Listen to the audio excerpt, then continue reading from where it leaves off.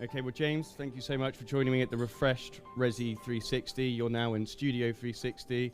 Welcome. What are you most looking forward to today? Thank you very much for having us today, and excited that the show's been kind of rebranded and brought to London. Most excited today to hear some of the speakers and get up to speed with some of the changes that are happening in the industry, but also to make contact with some new potential prospects and see existing clients as well. Yeah. And, personally from your business, Matterport, it's all about digitalisation of real estate. There's quite a lot of excitement within residential, I suppose, around modern methods of construction, and it's going to be touched upon over the convention in the coming days. Where does Matterport sit within a digitalised construction industry? So, within a digitalised construction industry, I think the first step would be that a lot of these assets need to be digitalized in the first place. And that's something that we can do. It's core to our business. So creating digital twins of physical assets is kind of foundational to taking what is a fairly analog industry online and making that whole process more digitalized.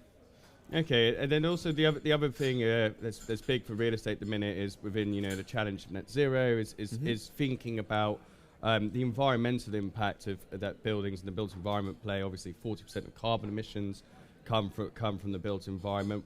Where do you see the role of digital twins playing there in terms of? Well, we see a huge role for digital twins in certainly sustainability efforts, and a lot of companies now are setting themselves targets, whether it's 10% reduction in carbon emissions in this year, or it's to get to net zero carbon emissions at a certain time point. So pretty much everybody now has got a sustainability trajectory or path that they're working towards.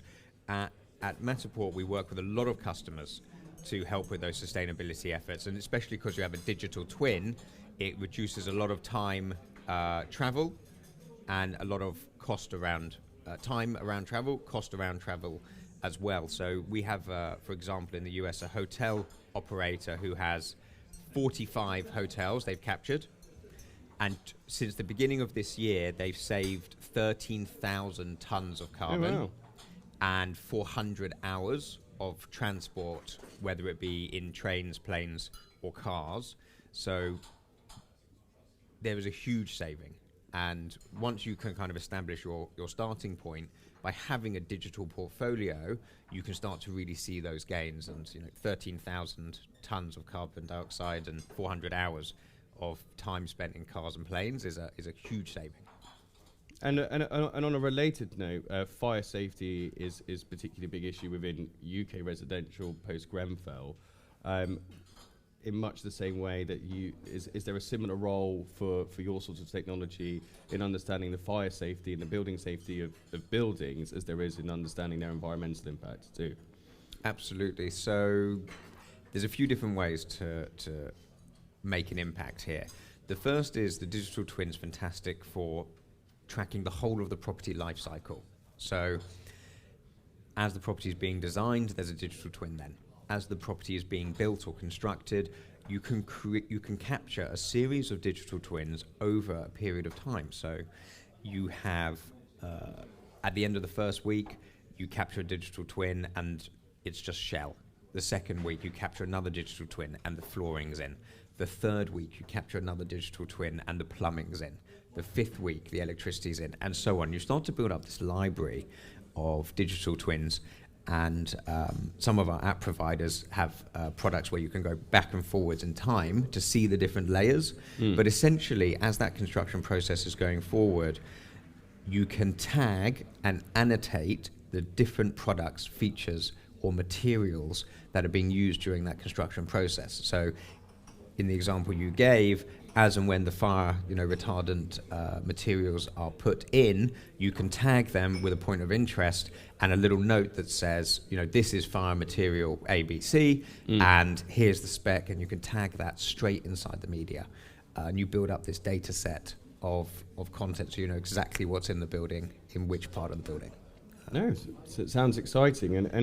And moving on from digital twins, do you see a business opportunity within the metaverse? Much hyped or? So the metaverse is a huge question right now. I think that the metaverse is still kind of yet to be truly defined.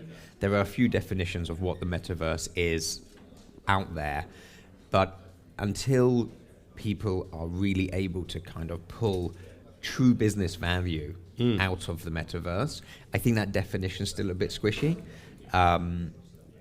At the moment, it's kind of like a cool place to go, and it's not quite enough. There needs to be real value, true value that can be derived.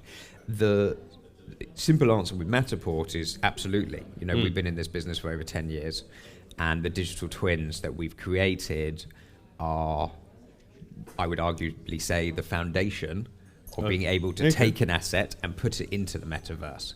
So you can definitely start your journey as a corporate real estate provider or residential real estate and capture your portfolio with digital twins, and then you're kind of metaverse ready, as it were. Makes sense. But yeah, having a mirror world or a digital world of any physical space is going to bring value as time goes on. And I mentioned the example of being able to annotate certain features. We have other providers who use it to integrate the Internet of Things into the media. So you'll have a digital twin of a property, and a client can annotate the air conditioning system and how that works, but have Internet of Things. So they have a live sensor of all the aircon units that come into the room or into a building, and they can see which ones are working, which ones might be blowing out hot air, and there's a fault that needs to be fixed. So all of a sudden you've got a fully interactive digital twin, which you can use, in the metaverse. Okay, and lastly, this is the first Resi in 2-3 years, I think, since going back to the pandemic. Do you think the pandemic has fundamentally altered demand for virtual real estate? Demand for virtual real estate in the sense of things in the metaverse, or virtual real estate, just the ability to have digital? Okay. So I think the digital transformation piece has certainly been accelerated during the pandemic. At Matterport, we were on a huge growth trajectory anyway, and we saw a little bit of wind came into the sails. But I think a lot of the residential developers, owners, operators, the pandemic forced them to create a digital strategy if they didn't have one already. And a lot of businesses are kind of, having this approach of like digital first, and what does that mean for the future? So most providers, and I'm excited to kind of validate that statement a little bit more today, but what we've seen is most companies now post-pandemic have got a digital strategy, know what they're doing, or have a path towards what their business will look like in 10 years, because they know it's not going to look the same as it did 10 years ago. Yeah. Okay, that's great. Thank you so much, James. Thank you very much for having me. No worries.